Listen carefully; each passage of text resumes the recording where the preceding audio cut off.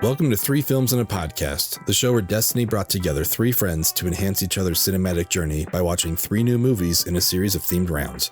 There is no claim of ownership on any film footage used in this episode, as all film footage is owned in its entirety by the copyright holders. And just like every car in Too Fast, Too Furious, this podcast contains spoilers. Enjoy! Hello everyone, it's Matt from Three Films and a Podcast, and it's time for everyone to close your eyes. It is 2017, and you're in Pleasant Grove, Utah. There's a movie that just came out, and it has turned out to be an unexpected hit. It's got one of the generation's best action stars, that girl that's in some Marvel movies, and cameos from several exotic animals. I'm not talking about Jumanji, Welcome to the Jungle. We're talking The Greatest Showman with Hugh Jackman, Zendaya, Zac Efron, directed by Michael Gracie. Here, ready to talk all things The Greatest Showman. I can't. We've got a great show for you tonight. We sure The do. Greatest Showman. We've got The Greatest Tyler. Are you back down in Vegas? I'm in Las Vegas, and I was so excited to see so I saw your little outline here in the acronym for Jumanji, and I couldn't figure out what the movie was, and I was on pins and needles. It really took me by surprise. Welcome to the jungle, baby. And welcome to the jungle. Speaking of jungle, we've got Ben Lawhorn up in Salt Lake City. Hello, I think excited to talk about this. I don't know. I'm not Should be a fun quite conversation. sure. I'm ready to talk about We'll find out. Yeah. We'll find out. Well, we are Three Films and a Podcast. We're three folks challenging each other and all of you to watch movies you've never seen before. You can find us anywhere you can find podcasts and on social media at Three Films Pod. Today, we are joined once again by one of our favorite guests we've had on. He joined us for Honey Boy, and it is John from Life's But a Song podcast. Welcome back, John. Thank you for having me. Absolutely. I thought you were going to definitely call him our very own Honey Boy. That's a great nickname. Oh, man. John will be our Honey Boy. I didn't write. I mean, yeah, our intern didn't put it in the script. So You know what? On the third episode I'm on, Third Oh, yeah. episode, yeah. Oh, yeah. Honey Boy's back. take note. Yeah. The return of Honey Boy. The return. John, would you like a second to plug your pod? Sure. So Life's But a Song is a musical-based podcast, which I don't remember which one of you pitched this one to me, but you were like, you're perfect for this because we're doing a musical. I was Yes. like, okay, I've got some thoughts. But it's a bi-weekly podcast where I have different guests on, and I'm still trying to get you guys on to talk about either a musical, movie, or TV show.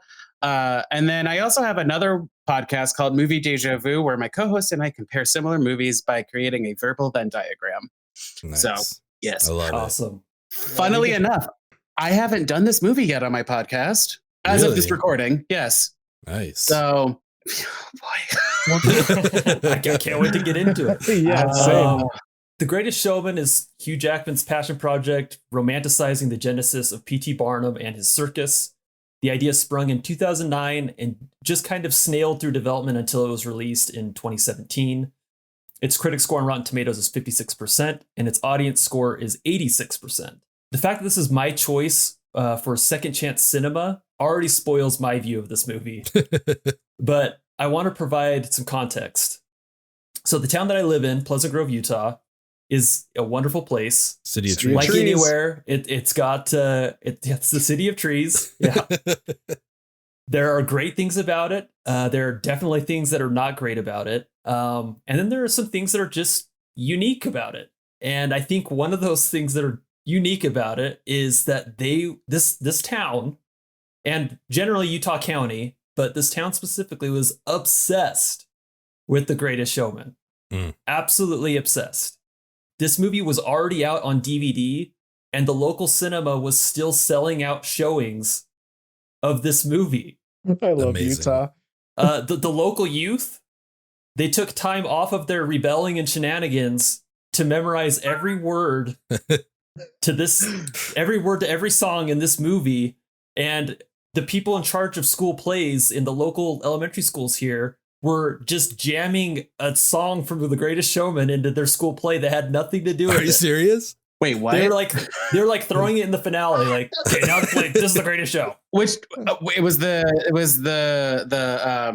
crap. Which song Like was it? Was it The Greatest Show? Or was Fast it Yeah, Like This one? Is Me? The Oh. Greatest Show. Just at the end of any play, like Yeah, exactly. Little Shop of Horrors, like this is the greatest show. Yeah. Like, wait, what are you doing? Thanks for This watching is- Death of a Salesman. And now, Yeah. That'd be great if it now wasn't a relevant. musical. Yeah, exactly. So it Wow.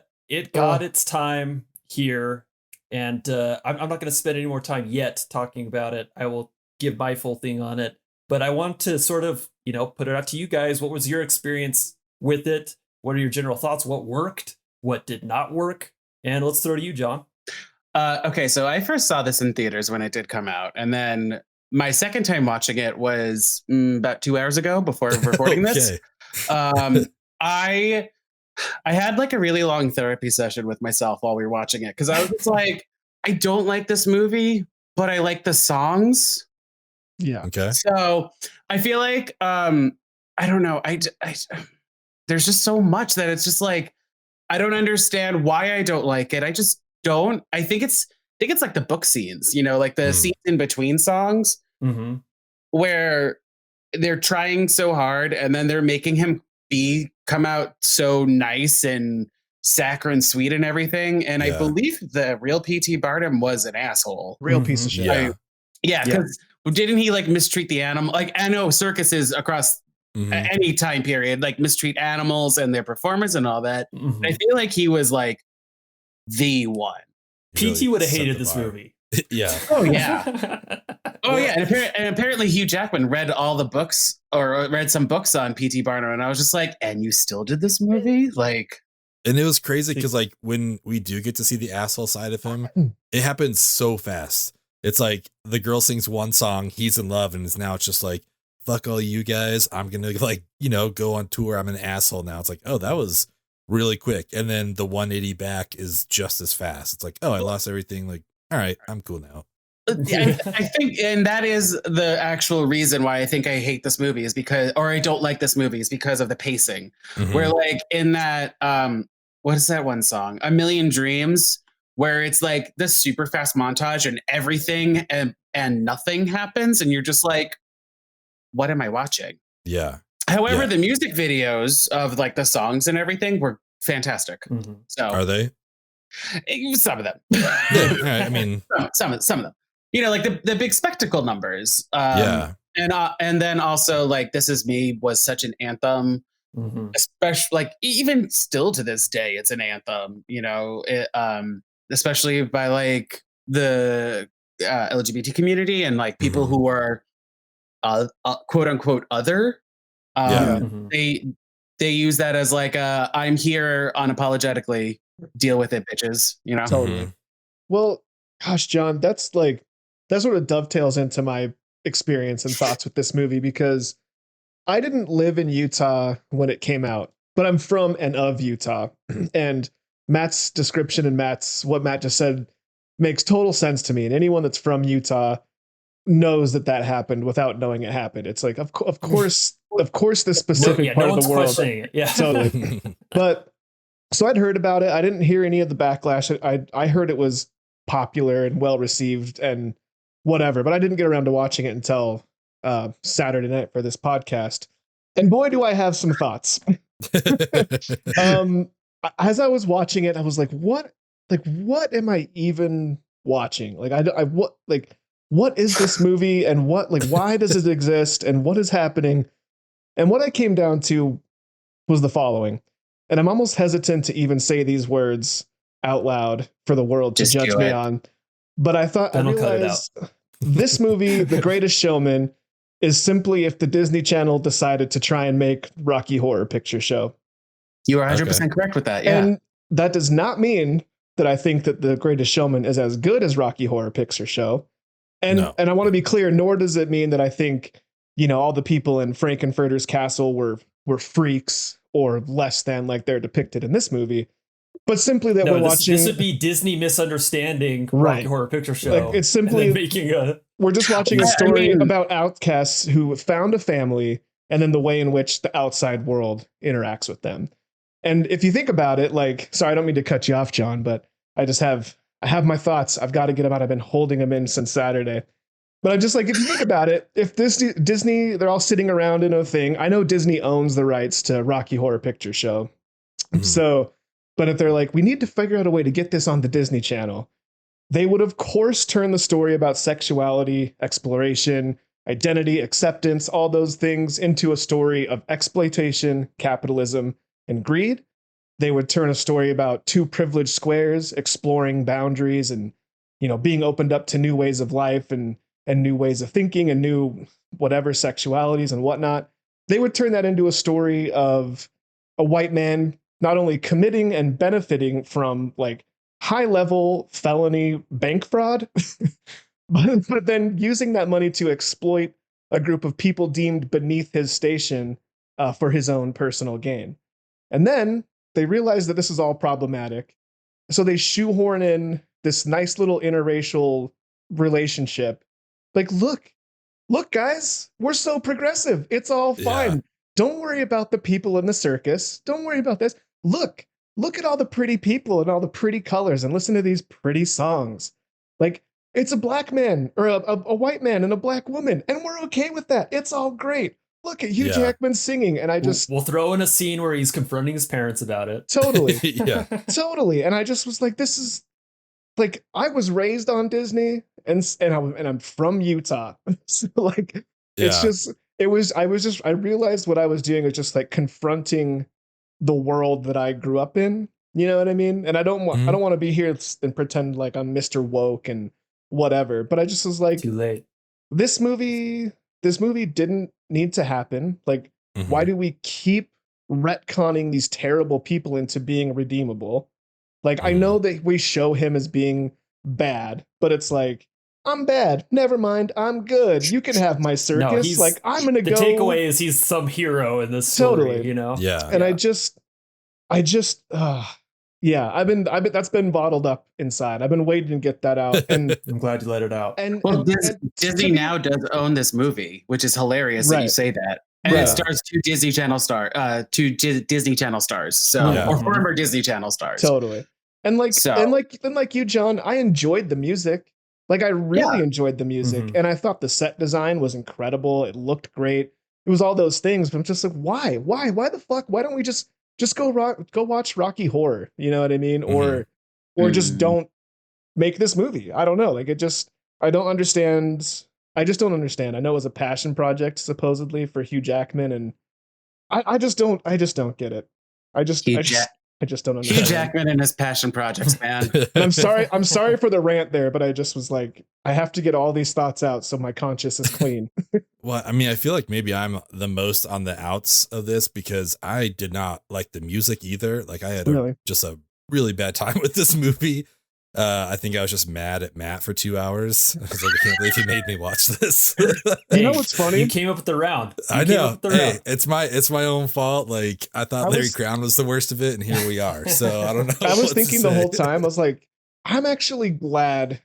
It made me actually really happy for the movie club and for this podcast, because I never would have seen this movie, and I never would have been able to like confront those thoughts that I had and like, think about those sorts of things and think about the things that I watched growing up and the way that pop culture portrays the quote outcasts of our society. So like I was glad to have watched it. I never would have without Matt and without the movie club. So I'm grateful for that. But I agree that I kind of wished I hadn't had to do it. I'm being a little facetious. Like, I wasn't mad at all. Like I'm the same, obviously. Everything we watched, I'm glad that we watched, but I was just like, I get why this was a second chance for Matt, because this did sweep the Utah County nation. And I was like, what is it about this? Like, it's kind of nuts. I mean, I just had a lot of weird feelings with this movie. I mean, kind of speak on something you talked about earlier, Tyler. It's just like, we get this montage of, again, like, I think the movie calls them freaks. So that's why I'm going to use that verbiage, but it's just like, here's the bearded lady, here's, a little person, here's dog boy, and these two are black. It's like, oh, like, so that's it. Like, that's the thing that you guys are going with here. Like, it was so weird to me. I was like, this is like, and like, it doesn't necessarily get addressed until like Zac Efron's parents like confront him on the stairway. And it's just like, I don't know, because I mean, he goes out in search of like, let's get one good real thing. It's like, well, they have like a real act. Like, I was stoked to see Zendaya and Yahya Abdul-Mateen the second, because like I've loved Candyman. We covered that on here. Obviously, I'm pro Zendaya. Oh, that is him. Yeah, that's that was him. Candyman. And I'm also glad I watched that first, because if I had seen this first and it's just like, the purple sequins and stuff like that, I was like, that's the Candyman, So I'm really glad I saw this on the reverse order. Well, he went into hiding, and then it was just like, it's time to come back into acting. Yeah, exactly. We're on the final act now, so come on back. It's like we're doing the last song now. So yeah, I don't know. That really just kind of rubbed me the wrong way, where it's just like, let's get this 8-foot guy, let's get this 500-pound guy, and then like, what if we had 2 black people? It's like, okay, I guess, like I get that it was the time. I didn't live then. They probably, were treated just the same along those lines, which is horrible. But just the way the movie didn't address it, and then like briefly did, just kind of rubbed me the wrong way. I don't know. Well, they addressed the racism like quietly throughout. There wasn't really a teachable moment where like, Zac Efron should have retorted to his parents something, be like, love is love, or just something like. Yeah, he just like, I don't even remember what he says. Yeah, but he just like leaves, and then like he goes and talks to Zendaya, and just says, I think he said they're like awful people or something or whatever. They're small-minded people. So I don't know. That kind of like was weird to me. I just didn't love that. But I mean, the music was also, I think it's just not my style. You know what I mean? As Spike Lee said about Green Book, like, wasn't my cup of tea, just like, it just wasn't, I don't know. It wasn't for me, but like, I could tell it was well done. I think overall my thoughts are, towards Hugh Jackman are kind of like my thoughts towards, Zack Snyder with the Justice League. And it's all just Jessica Walters from Arrested Development. I was like, good for her. Like, he got to do his movie. He did his thing. Great. Awesome. I'm happy for you. It's just like, good for her. It's just, it wasn't for me. It was like visually interesting. I didn't love, well, we can get into this later if we want, but I was also curious. I feel like I'm just rambling here, but the mix of the modern with like the setting, I don't know why it bothered me, because like I got thinking about like A Knight's Tale when it didn't bother me at all in that, they're singing Queen in this medieval, like whatever. It's like, I don't think that thing inherently bothers me, but for some reason in this, it's like Zendaya has pink hair and like just the dance moves seem very modern, but they really seem to be hitting you over the head. Like, this is a very old timey story and stuff, but it's like, also we're just going to do modern stuff. And I don't know why it just didn't land for me. I felt like they were trying too hard to be Moulin Rouge. Yeah. Yes. Yeah. Yeah. Where I think that worked really well there, but this one, for some reason, I just like, although I did like Pesek and Paul's songs in this movie, with like, I don't know what deal they made with the devil to make these songs. But like, with Dear Evan Hansen and La La Land, I don't really like the music there, but that's also, again, my taste, Yeah. Yeah. And that's why, I can see that this is well done and why people would enjoy like the soundtrack, but I definitely don't get all the rage that it was in Utah County. That still just like blows my mind. But I don't know.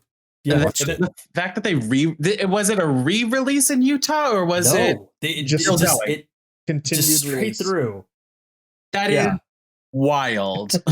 Yeah. Tis a silly place, that Utah. Oh yeah. Boy. I feel like I agree. For me, this is Hugh Jackman's. If you guys can walk with me here, Gal Gadot did that Imagine video. I feel like this is Hugh Jackman's Imagine video. Or it's that woman on Twitter that read the poem to Putin, like, if I had been your mother. Oh yeah, if I was your mother or whatever. Yeah. Dear President Vladimir Putin, I'm so sorry that I was not your mother. Oh, man. Because I feel like there's definitely some like things in this movie that were like just done poorly or not thought about, that I don't feel like necessarily espouse maybe what Hugh Jackman's all about. But maybe like on paper and during production, like he was patting himself on the back about, or he and the director. I don't know his full involvement in this, honestly. So maybe I'm giving him way too much credit. But of the director, Hugh Jackman. I know you direct it. Yeah. But it's frustrating to me because I feel like there's a really simple way to fix this movie, and it involves Efron and Zendaya, because that was a story that was a story that was shoehorned in the first place. Like that wasn't. I mean, there's a lot of this story that wasn't real, despite it being based on a true story. Specifically, PT, being portrayed as like a hero and good guy in the end. But why couldn't and also 40. And also 40. Yeah. But like, because I looked it up. He was 60 when he started the. Oh, no Oh, really? Yeah. That's amazing. shit. I come prepared this time, everyone. No, someone's got to do it. But the fact that also that they cut out Bailey, it's Barnum and Bailey. Yeah. It's not whatever Zac Efron's character's name is. It's Bailey. It was just like, just name him that. Like, if you're making everything so sweet, and if you're like truly being inspired by P.T. Barnum's life, at least like have the decency to have Bailey in it. Mm-hmm. Mm-hmm. Yeah. Like you have Jenny Lind. It's funny because I didn't realize that wasn't Efron's last name in the movie. I just assumed that it was. So it's crazy they didn't even hit on that. But him handing off like the baton or staff, I was like, these should be the adamantium claws. This is the new Wolverine. This is Zac Efron needs to be. It's all I kept seeing. He's like, here, you take over. You be. Well, Wolverine that's the thing. That's the thing I liked about it. Like, I liked Zac Efron like coming back into the music scene for a movie. Totally. And I like Hugh Jackman. Yeah. Well, because he, I think Hairspray was his first foray after High School Musical. Oh, okay. And then he did this, and then I was just like, why isn't he in more? Mm-hmm. Like, I mean, Hugh Jackman, great voice and everything, and the rest of the cast, those who did sing it, I should say, were great and everything. Because Rebecca Ferguson, not her voice. But Zac Efron and Zendaya, like, I was just like, come back to musicals, everyone. Yeah. We love you in them. Right. Yeah. If we're gonna just shoehorn that fake story into an already pretty fake story, like they could have easily had PT he could have just been an actual villain.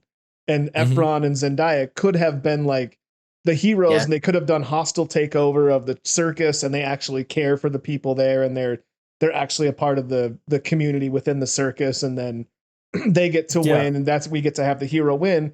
And so that way we could still have the exact same movie, literally everything exactly the same it was, except for PT actually does go off the rails and is portrayed as an asshole. And then Efron and Zendaya get together. They win, they get the circus, and PT rides off into the sunset to do whatever the hell it is he does. And to me, I actually like that movie. So I guess I'm just pretending that's what we watched. So the movie just does. I mean, we already talked about how it's like, Hugh Jackman is this guy who lies and then makes a fortune off of it by exploiting, the cast outs of society, and doesn't really share in the wealth. Like, the movie portrays him as like creating this community, giving him the credit for it. Like, and they're so happy about it. Yeah. Oh, thank you. Like, yes, this guy came in and saved our lives. But I feel like the message, I feel like for a lot of people who are maybe, wearing rose-colored glasses, like it's a very inspiring story. But like the idea that these misfits, like, I don't know. I'm glad to hear that song "This Is Me" is used as sort of an anthem. Me too, actually, because that song does rule. I'm not scared to be seen. I'll make no apologies. This is me. But the way that this movie tries to like relate to that, I feel like is a miss. Because like I know the Pride Parade after this movie came out here in New York City. Yes, I'm a city heathen, everyone. I'm not from Utah.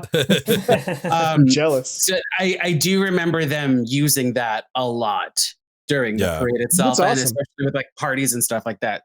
And like, there was also, I want to actually say the right title. So there's another album called The Greatest Showman Reimagined, where they have like Panic at the Disco covering The Greatest Show, and Pink doing A Million Dreams. And then This Is Me is with Keala Settle, who sings it in the movie, and Kesha. So it's so I mean, that the music, when you hear Kelly Clarkson sing Never Enough, it's like you're listening to God. Never be enough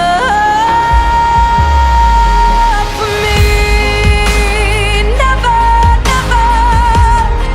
Because it was perfect synergy that they had with that album.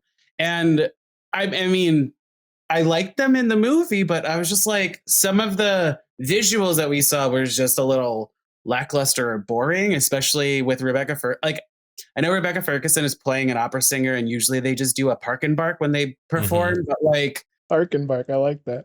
Never heard. I'm not a musical guy, so that's new to me. Like usually opera singers, they literally will just stand and not move and sing. That's it. That's a park and bark. And so I was a little bored.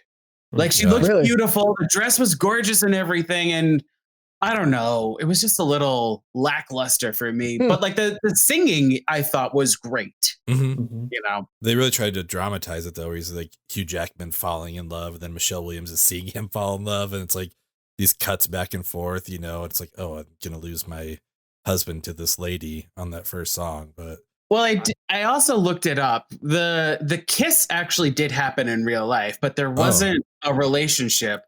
However, the fact that they make Rebecca Ferguson the predator in this, I was just like, are we sure this is real? Is this what really happened? Like, why of all the people in this movie, why does she have to be the bad guy? Like, it's unbelievable. It's ridiculous. I'm glad that that song has like been, I don't know, that community has embraced like, this is me, you know, in the LGBTQ plus community. I think that's also where my confusion comes from though, for Utah County. It's like, what in the fuck is going on with you guys? That like, you know, it's like just a lot of the same, you know. It's like I guess that's where I'm so confused. Like, Matt, what do you think like caused like the love of this movie? Was it that it was like family friendly? Was it the sing along aspect? Like, were people relating to it? Like, why do you think this lasted for so long? I've asked myself, believe me that I've asked myself that question. Okay. I don't know. I do think like sort of what I was saying, like you watch this with rose colored goggles. You watch this with the ability to ignore a lot of the hurt that comes from some of these downtrodden communities or outcast communities. And you pretend that they don't exist. And you watch this movie that tells a story of a guy that looks like you that's coming in and helping this fictional group of outcasts, at least fictional to you, right? Because you don't have people in your community you don't have a bearded lady in your community. You don't have a little person. Like it's creating this community of people that all of a sudden you're identifying with the hero. So it's like, okay, I feel good because this guy who's like me is helping these people that aren't the actual people that need help in real life to them.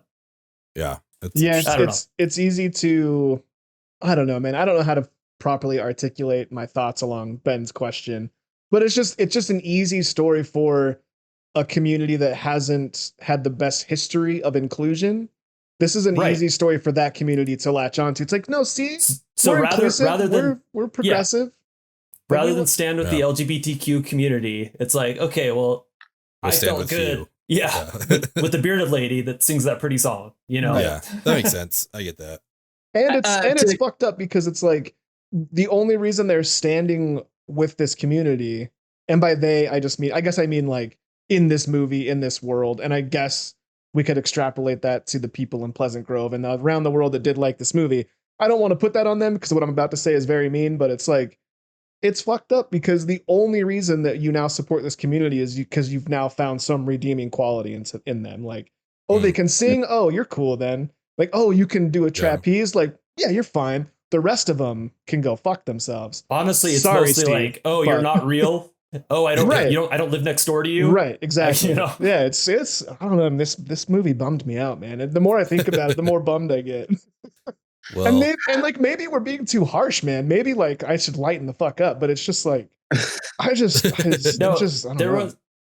I mean, when I was looking into it, there was like part of the critique of it is that there's like this faux altruism in it, right? That not only is fictional, but like even let's pretend that this did happen the way that it was portrayed. Like it was for capitalism. It was a guy lying to get to the top. It was a guy, you know, pretending like he's saving these people when really he's just making money off of, you know, their circumstances. And it's a perfect hit. So that plot line of him stealing from the bank, which probably really happened. I have no idea. I don't really care.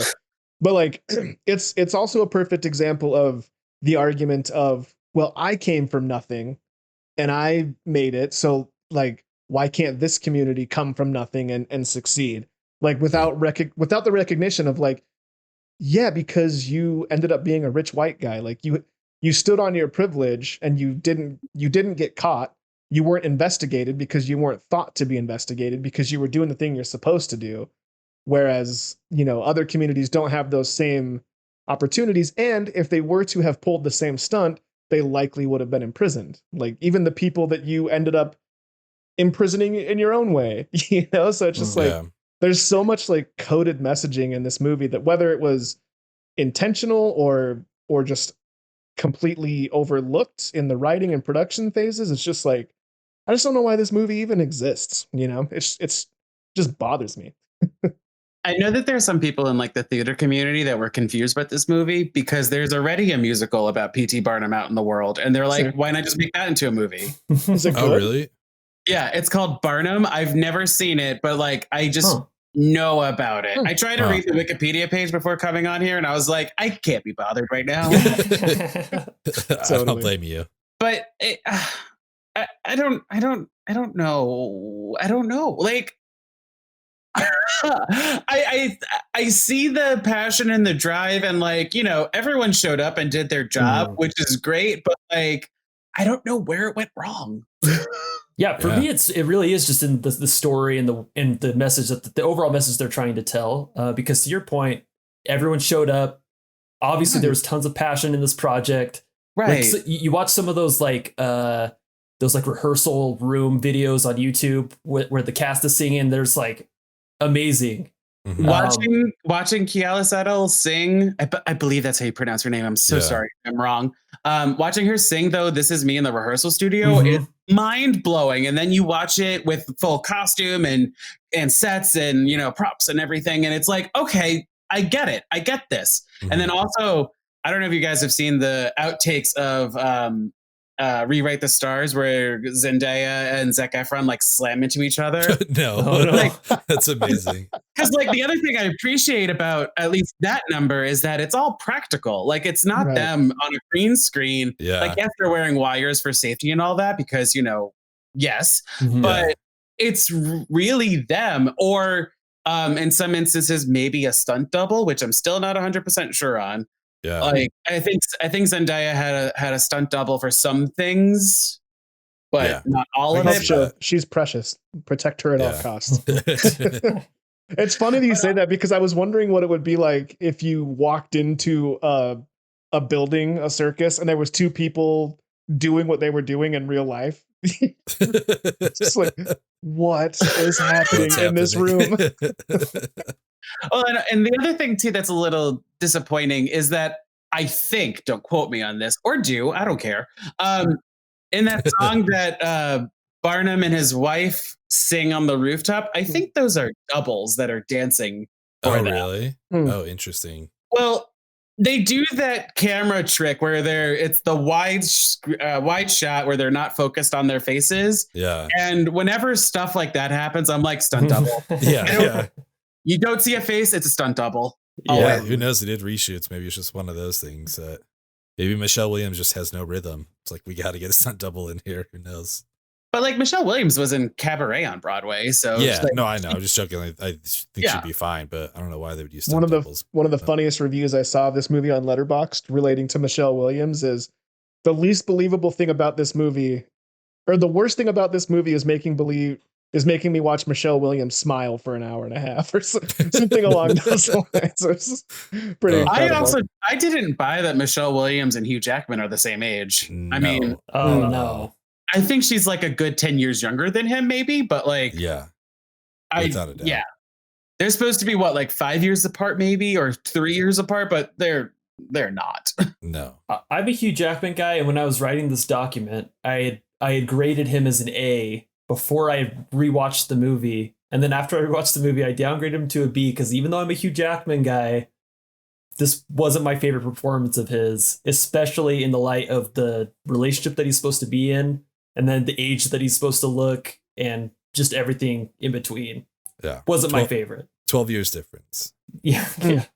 I've seen the Les Mis movie that he's in. I saw him in The Boy from Oz almost 20 years ago at this point. Oh. He's a fantastic singer, dancer, showman, and all that. So like I understand why he was cast as this role.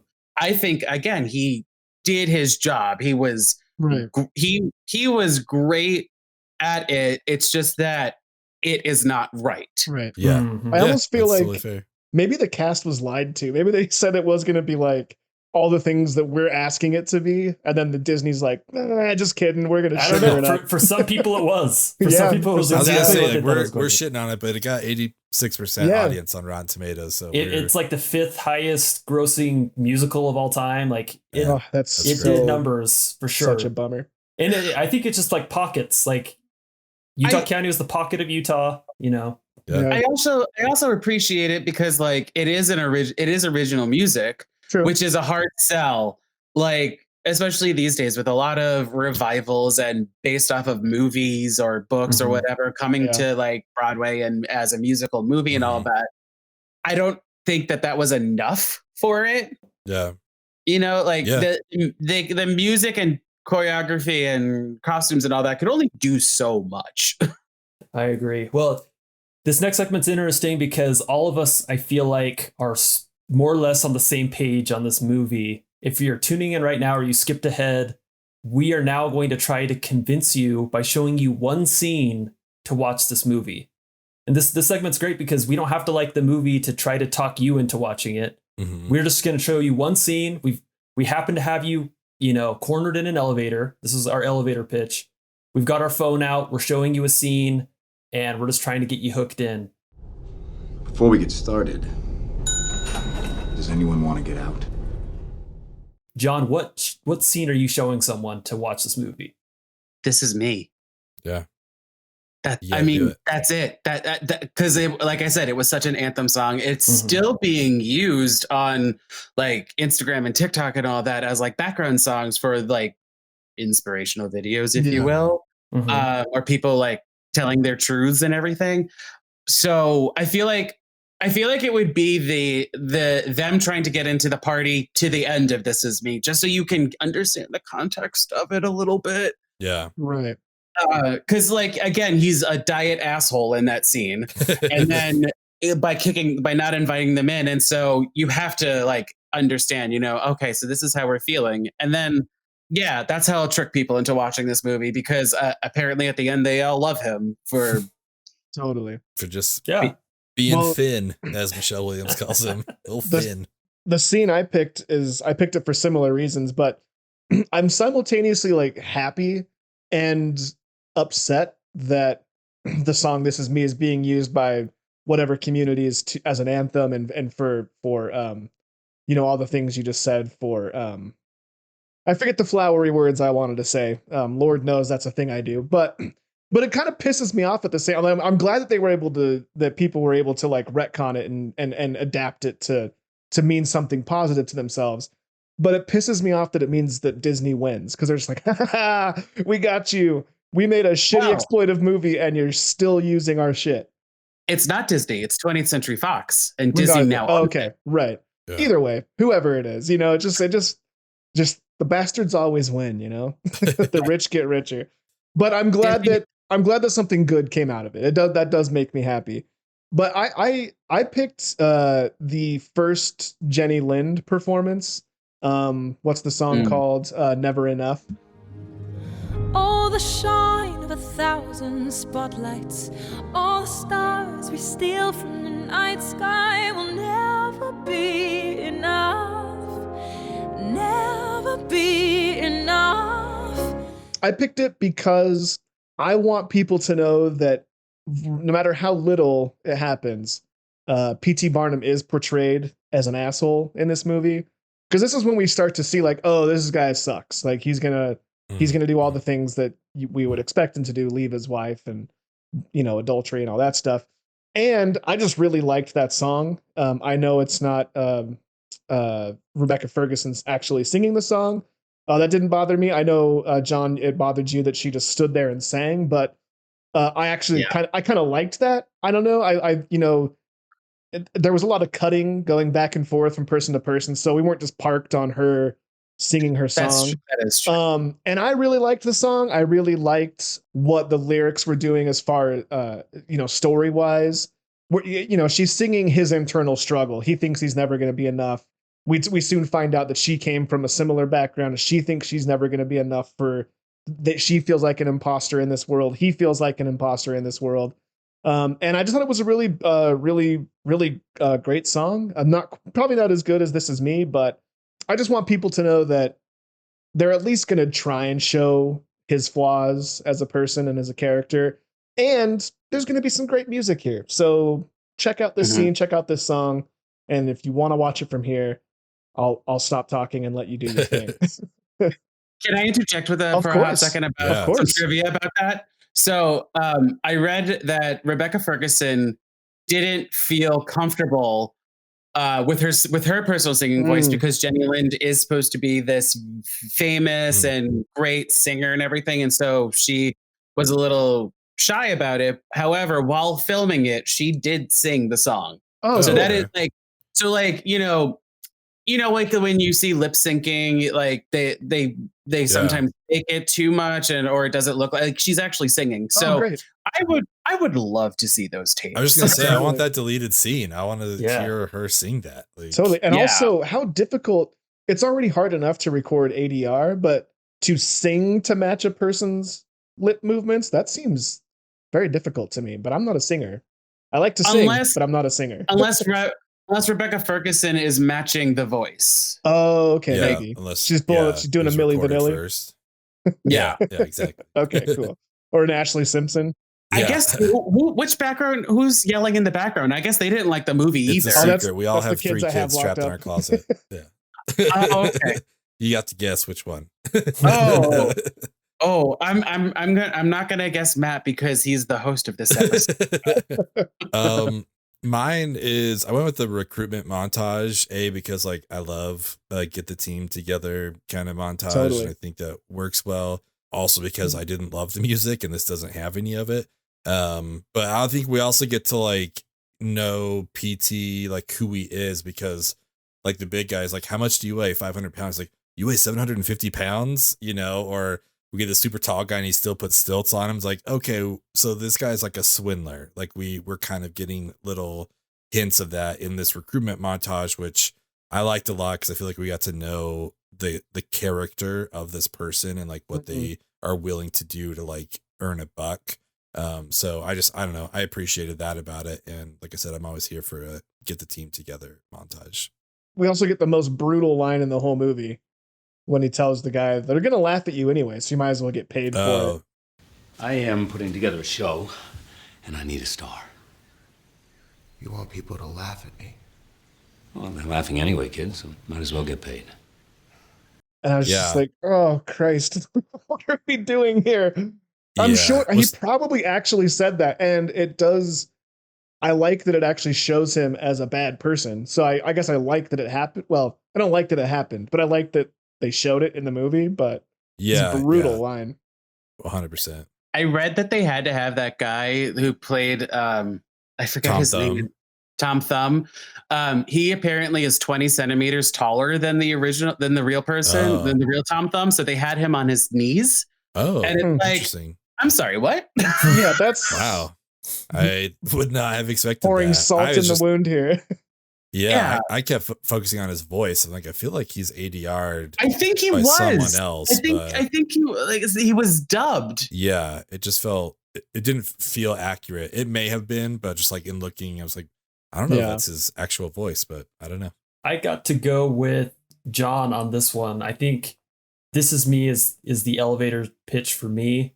Not just because the song rules, but I always pick the scene that I feel like is like the most like bonkers thing to be seeing. Like, what scene, if I were to slice into this movie and show someone something that like they haven't seen before, that entrance when they're walking into that room where everyone's like giving them the looks and like you see, the circus, of people and then the song that they're singing, and then just as it goes through, like them sort of like celebrating it. And on the sidelines, you have people like yelling at them and jeering at them, and you have people with torches. You have the mob there, ready to burn down their village. They're ready. Yeah. But anyway, so that'd be the scene I would show. Moving on, we are all jumping in the car and we are driving down the street to our I shouldn't say very own, our very good friend Adam Driver runs a drive-in. I just had sex. I'm about to eat nachos. It's the greatest moment of my life. And Shout he out always Adam. shows double features from the shows that we cover. And he always lets us sort of arrange what movies we're going to pair together. He's so The only supportive rule of is this that show. I just love that guy. Yeah. I know. It's truly He's a a busy blessing. man, you know? He's Can busy, he support mine? Can he support my show? Just Talk like to him. just We'll talk to him. We'll talk pass to him. along. okay, thank you. I will do Marriage Story and Annette, everyone. We'll talk about those, please. Come on. Adam Driver. I just want to talk about that being alive scene. I'll come on and just talk about that one scene. Totally. Yeah. We're obsessed with that scene. Anyway, his what he does this for us, but his one rule is that we have to show The Greatest Showman, or we have to show the movie that we covered on the pod. So we're pairing The Greatest Showman with another movie. John, I want to know, if you're putting a pair up at Adam Driver's Drive-In, what are you showing with The Greatest Showman, and which one first? I said it earlier, Moulin Rouge, and I think I'm going to put Greatest Showman first, so then you can appreciate more what they stole or try to steal from Moulin Rouge second. Totally. That's a great pairing. I like that. So wait, just a quick question: Did you guys like Moulin Rouge as a movie? Like, I did. If you remember actually liking never it, saw I remember liking it. I think I would like it more now. I've run into that on this pod before, where it's like, I think now is the right time that I saw this movie because I could appreciate it. So I think when I saw it, I was like, what in the fuck is this? I would like to revisit it now because I think I might appreciate it more, at least what it was trying to do. Yeah. Okay, because I know you guys don't really do a lot of musicals on here, but I just wanted to read the room, see how you guys. No, I would like to see it. It's been one that's on my list forever. My friend group in high school, they really liked it, so it was something that I felt like was missing from my catalog, and I still haven't seen it. I've seen pieces of it, and I kind of know what's going on there, but I still would really like to check it out for sure. Maybe if you do it on your show. We got to do a round on Baz. I'd watch Romeo and Juliet again. I like that one. Oh yeah. Please have me on to do the trilogy, just all of them. I'll do all of them. Okay. Once again, Honey Boy is back for the fourth time. I love it. Oh, yeah. For my double feature, I had something on here, which I'm going to switch up. I originally put down Sweeney Todd because I think I really enjoy that musical, the Johnny Depp of it aside. Like, I think it's a fun movie. But I decided, I think actually I want to pair this with another movie of a man who loves a top hat. He brings the groups of freaks into his workplace, and at the end of it, just hands it off to someone else. We're doing Gene Wilder. We're going to watch Willy Wonka and the Chocolate Factory. Mm-hmm. I think that might be. And it's a musicalness And to it's it. a musical. Yeah, exactly. Okay. So I think Cheer up, that Charlie. might be kind of fun, maybe a little more lighthearted. It's still kind of a family movie about a businessman and all that kind of stuff. So that's what I'm gonna pair it with. So yeah, Greatest Showman and then Willy Wonka. That's such a good pairing. Love it. I do love it too. Ben, I know you're gonna like my pairing. Well, I think we all will. And I brought I talked about it earlier, but we're gonna play Greatest Showman first, and we're gonna roll right into Rocky Horror Picture Show. It's just a jump to the left. With your hands on your hips. Rocky Horror starts at 11 p.m. sharp. So if you want to show up late, that's totally fine. Adam Driver still gets the same amount of money from your admission. You pay for both movies. So Adam will be happy. We'll all be happy. If you want to show up early for Greatest Showman, great. But again, Rocky Horror starts at 11, and we'll see you there. Is there a shadow cast? Oh yeah, for sure. Okay, great. Excuse me. Yeah, I really want to see. I would love to see Adam as Dr. Frankenfurter. I think he could crush that role. Like, I don't think we don't need to remake this movie. Like, obviously Tim Curry killed it, but I think it'd be fun to see Adam Driver kind of playing that role. I'd be into it. I'm giving you my money. I'm giving you my money. The I still need checkbook to is go out. to. I really want to go to one of these, live screenings of Rocky Horror in whatever Same. city. Oh, it'd be so fun. Yeah, it's gotta Yeah, happen. when we talked about it and like I watched some of the clips, I was like, man, whenever When it this comes through. COVID phase is done, Yeah. like this internet fad, like Is whenever that's still on our gotta be on our season 2 Rushmore, right? I mean, it's on my personal, yeah, for Same, sure, without a yeah. doubt. But I definitely want to go see this in person. Yeah. Have you seen it in person, John? Have you gone to one of those showings? Yes, and I was in a production of it. Oh, really? No kidding. That's awesome. That's awesome. We did the stage version though, so there was no film. So Okay, yeah. still the same story and everything, but like Yeah. no backdrop of like what's happening in the movie and everything. And still people did the call outs. I believe we also let them have props for it. Oh, I don't cool. remember. Yeah. It's been ago. Nice. That's What, awesome. what, awesome. what was your role? I was one of the phantoms. So the a Nice. phantom is a Transylvanian basically. Cool. And so like at the beginning of the show, I started in the audience and did some of the call outs just to like get the ball Gotcha. rolling. Yeah, with them. yeah. Smart. And then we jumped on stage and jumped around. We performed in a movie theater and it was Oh, cool.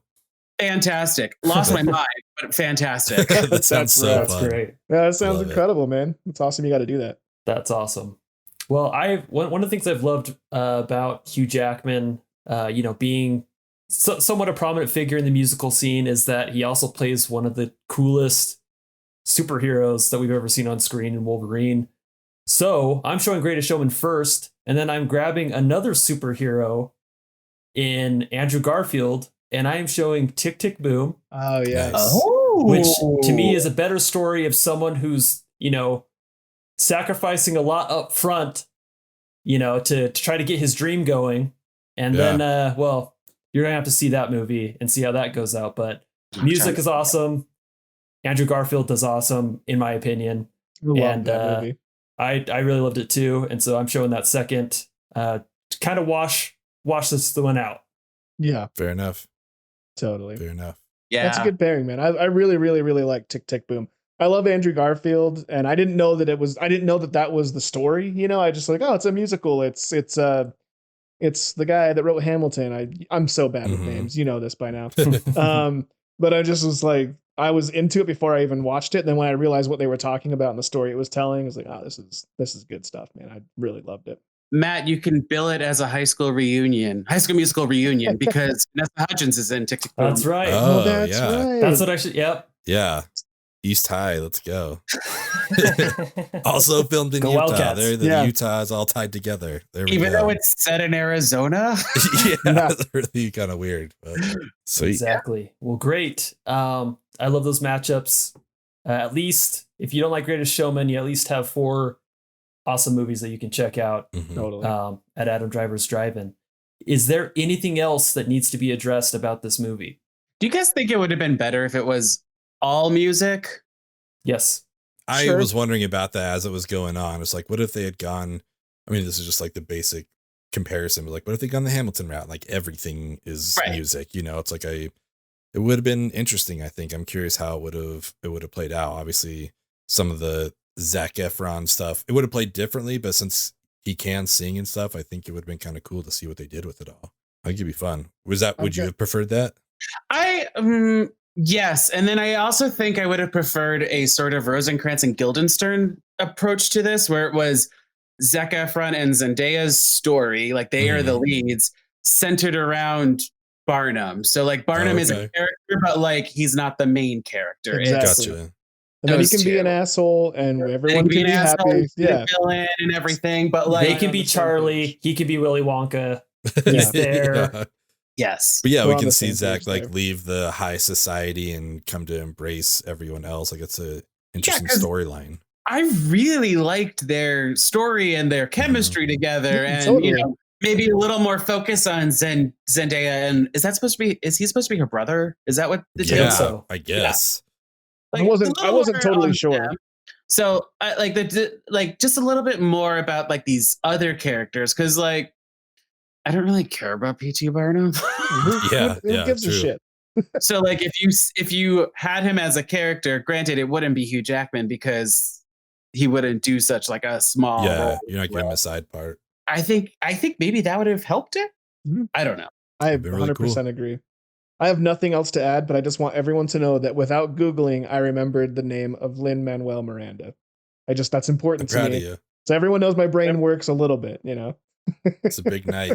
Big night. It's a huge night. I think we day got to for go you, out dude. on top here. We can't talk. I'm so proud that you got there because I didn't want to give it to Yeah, you. it took like 3 minutes. It's like on The Simpsons when they zoom into Homer's head and it's just like a monkey clapping a cymbal. That's what I deal with day to day.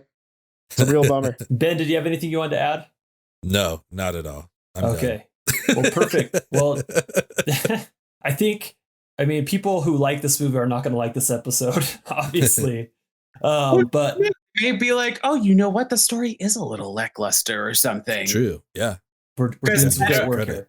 I mean, I don't know how many people are like rewatching it. Are people in Utah still watching it to this day? You know, like who knows? Yeah. And how much is a movie? About Movie rewatch versus just playing the soundtrack. Like maybe looking back on, it's like, yeah, maybe the movie isn't. As And sad also as I tell thought. us why we're wrong. I'd love to know what people liked about it and what they saw in it and what made, what did I miss? I'm happy to hear all that kind of stuff. Yeah, let us know in the comments. I'm not looking forward to covering this on my podcast. Because that means I have to rewatch it because I'm going to forget it. You got to rewatch it. Yeah, and I'm probably going to say the same thing over there. And Hey, you'll have this to listen back to. Maybe just listen to this episode. Like, oh yeah, that's what I thought about this. To rewatch. Just know you have 3 guys agreeing with you. God! Yeah. Well, John, it's always a pleasure to have you on. Give us one more opportunity to hear where your pods are, where people can find you. So Life's But a Song and Movie Deja Vu are available basically wherever you're listening to this, I think. I don't know about like those other little ones, but like big 3 it's on.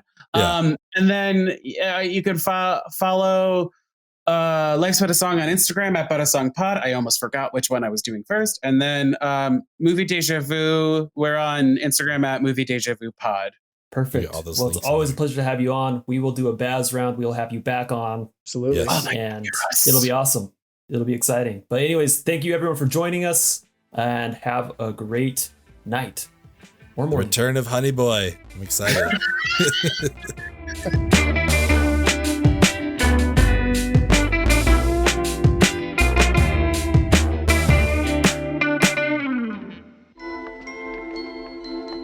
If you want to view paradise, simply look around and view it. Anything you want to do it. Want to change the world? There's nothing to it